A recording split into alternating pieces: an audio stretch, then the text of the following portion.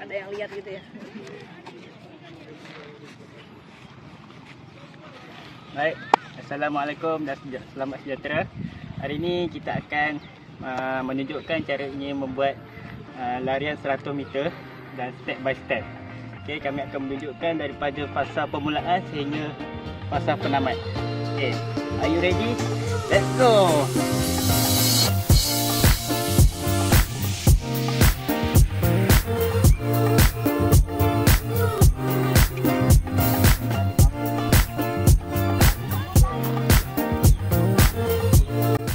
Baik, bagi fasa permulaan kita akan mengukur mengikut kesesuaian kita.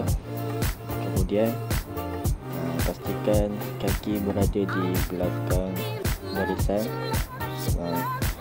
dan tangan pun berada di belakang barisan. Kedudukan tangan adalah seperti L dan letak ke bahagian depan. Baik.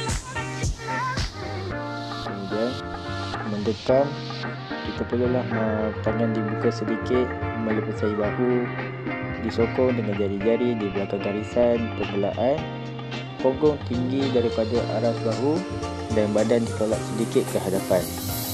Apabila telah bersedia, mata memandang ke bawah dan ke dalam.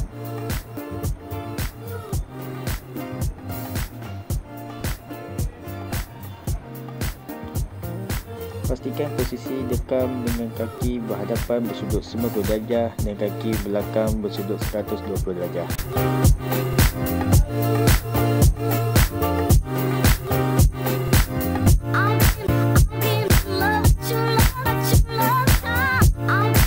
Semasa fasa pecutan awal, perlulah berlari dengan keadaan badan condong 45 darjah ke hadapan sepanjang 10 hingga 20 meter.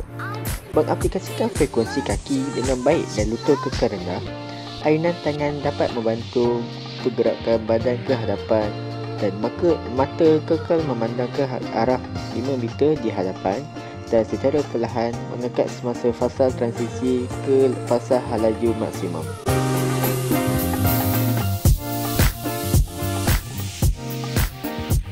Untuk fasa halaju maksimum, ayunan tangan disisi secara konsisten bersudut 90 darjah sepanjang larian, konsisten berlari di atas berbola kaki sepanjang larian dan mengoptimumkan larian dengan lutut tinggi dan frekuensi yang cepat secara konsisten sepanjang larian.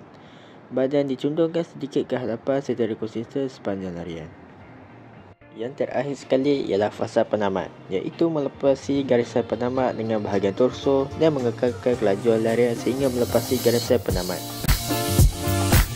Okey, itulah cara untuk melari acara 100 meter. Sekian dari kami. Terima kasih.